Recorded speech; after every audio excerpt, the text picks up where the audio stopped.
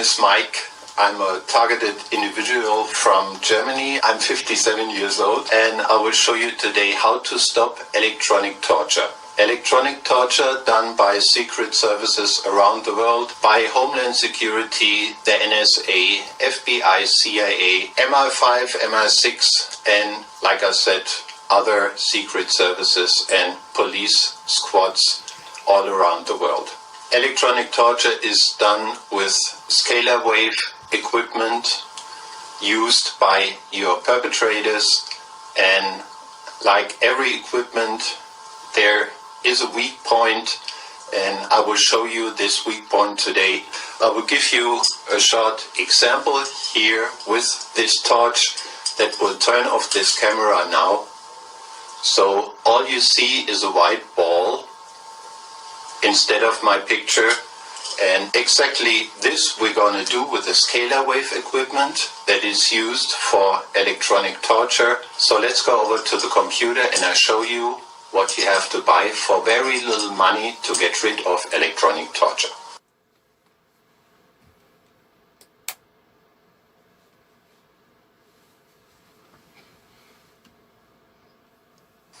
So basically what you need is a CVS driver and a power supply for that.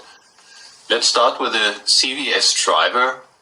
This is a device that produces scalar waves, and as you see here, it consists of a secondary coil and a resonance circuit, which is basically exactly the same what you see here on this photo of a Tesla coil. A Tesla coil is very large and nothing you want to put in your apartment, so the CVS driver is perfect for your needs. So what happens when you turn on a CVS driver? I will show that to you with a picture of my room, and this is how your perpetrators see your room through the scalar wave equipment. Now let's place one of those CVS drivers on my desk, and this is what they would see if your CVS driver is run by 12 volts and 5 amps on the power supply. On the next photo, you see the white ball, the invisible zone, on a 24 volts and 20 amps power supply. And if you have a strong CVS driver with 48 volts and 40 amps, they can see nothing at all in your room. So if they don't see anything, they can shoot at you and they can't torture you. So this is one of the two devices you can buy. This one is called induction heater. It's used for, as it says, induction heating, and it produces tons of scalar waves that make you invisible to the scalar wave equipment. When you turn on the induction heater, you can touch the coil. As you see here in this video, there's no danger. But if you take, for example, a piece of metal and put it in the coil, it will heat up in seconds. Instead of an induction heater, you can also buy a device called flyback driver. Flyback drivers are very cheap. You can get them for $15 on eBay. You can use a flyback driver if you want to make arcs and sparks, like you see here in this little video, but you don't have to do that to produce tons of scalar waves that make you invisible to the equipment that your perpetrators use. So the most important thing when you buy a flyback driver or an induction heater is the power supply. You can use for a small induction heater, of course, a PC power supply. It should have at least 500 watts, and this will give you about 12 volt and 40 amps, which is enough for a little induction heater or a small flyback driver.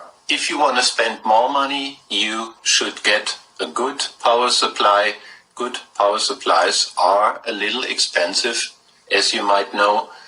You might also have a good power supply in an old receiver or an old television, if you have that in your basement, take a look. Maybe it has 24 to 48 volts and a lot of amps to run your flyback driver. When you have your power supply and your induction heater or your flyback driver, please always turn on your power supply first. I recommend you to make a switch between the power supply and the CVS drivers, a power switch like seen here on this photo.